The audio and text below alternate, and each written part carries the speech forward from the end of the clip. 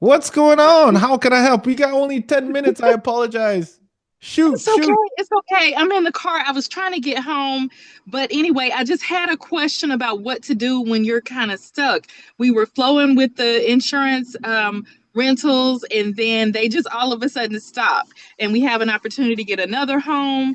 And so just wanted to know very quickly, what do you do when they stop? What? Yeah, sure. So tell me, so you had that one that came in and did they end up moving out? Yes, they extended twice. And Nice. so, yes, it went much longer than what we expected. And then they just stopped. And so, like for December, we didn't have anyone. And Mm, then in January, I used the hack that you taught us as far as the 2 weeks, and I got somebody, but it's not insurance. It's yeah. a traveling professional that works for the military. And he Yeah. actually booked until October 1st. So then I have another, yeah, October, you mean the October 2025? yes. Are you happy with that? Is that a congrats? I'm happy, but I didn't get as much money as I normally got with the Yeah. insurance. But at least the house isn't sitting vacant. Yeah, yeah. I mean, Um, look, to answer your question, that's exactly the game that I play. It's opportunity cost. So when it's things are slowing down, for lack of better words, like I have a house that's actually moving a little slower. It's a 5 bedroom home. I turn to the short term rental world because I want to make sure that I'm still generating income, of course. But I also do strategically want to make sure that I'm again still showing my availability. I'm still updating my Zillow.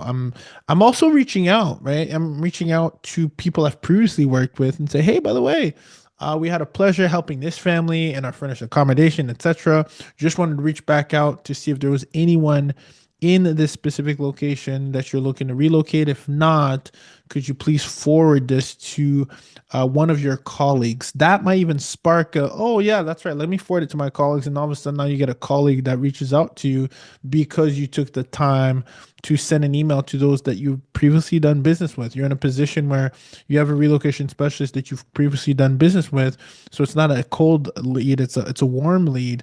So it's really important that you foster that and say, hey, by the way, is there, currently right now, are you covering the areas in California? Like, how are things going? Continue to foster that relationship, regardless of them not having anything for you. It's important that you're always there for them to stay top of oh, okay. mind. Okay. So that's definitely what you want to do. And then always like broaden up the scope a little bit. There's a lot of local companies that we just don't know of. While we know the big players, it's great, but do a search of like who else is in my backyard, for lack of better words, that I can partner with or let them know that I have availability so that they can come my way. And you let them know, hey, I'm very flexible with respect to terms, right? Longer stays, I will welcome. Shorter stays I will do as well. It will come a little bit more as a premium, but I'm flexible. People like flexibility. So that same mindset should also be articulated in what we're doing, articulated in your copy, right? Because sometimes you might not realize people don't read. So now it's in the pictures. You might say, hey, flexible extensions with different terms apply with different lengths of stays. Having that on like a Zillow or Furnished Finder or even on Airbnb, even saying that we have more than one property.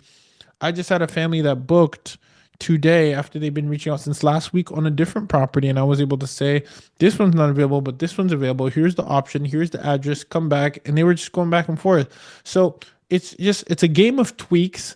Now, obviously, if you're dry, that's why we want to have a backup plan where we do have short-term rentals in our back pocket for that reason.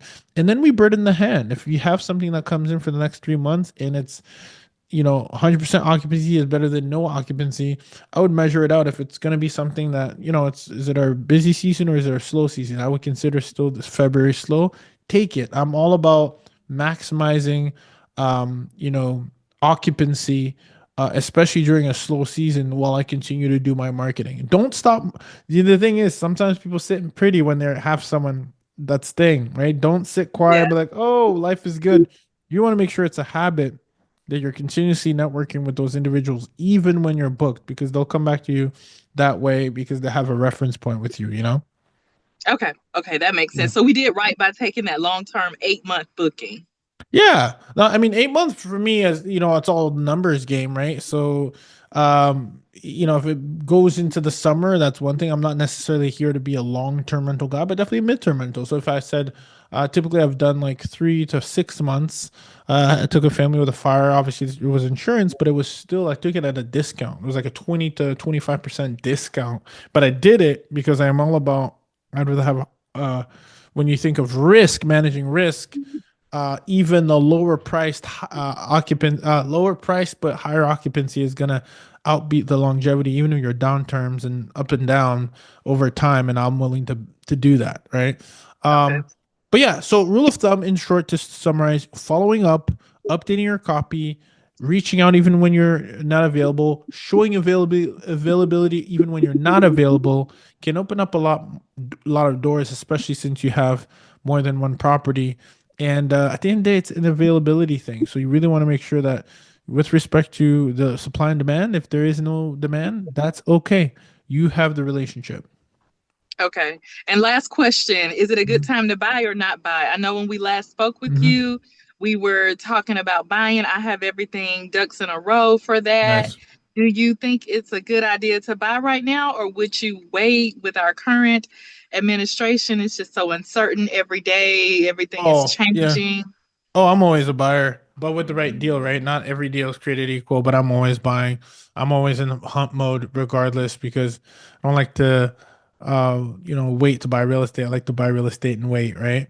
Okay. But it's all with respect to obviously your situation, what the opportunity cost. I always like to think, what's the opportunity cost of us not putting this money to work?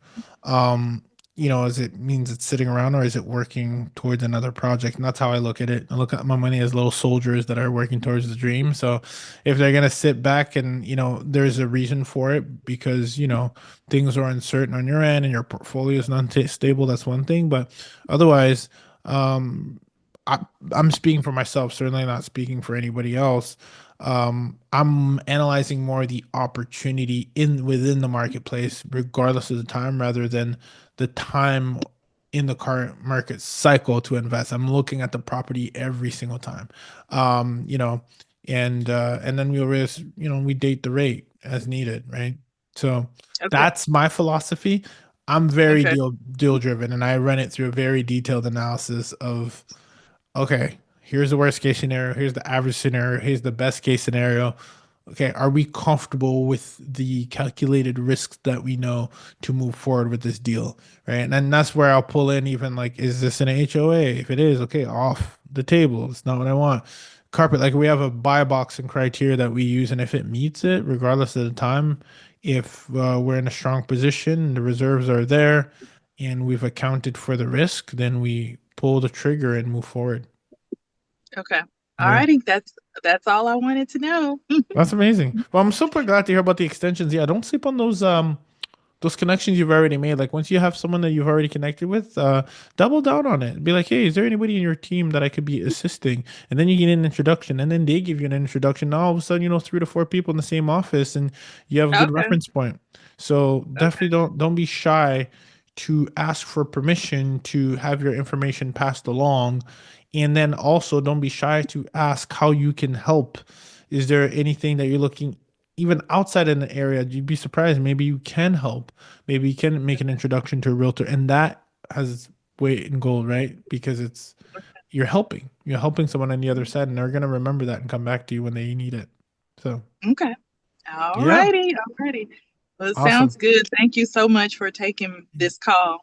Yes, absolutely. I'm so excited, and I'm sending you an abundance of families that you can help on the other side to create a win-win situation. That's what I'm sending Okay. your way.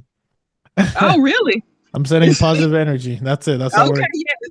Yes. I always receive that. All right. Awesome, Felicia. You have a Okay. fantastic one, okay? Okay. Thank you. Bye bye Bye. now.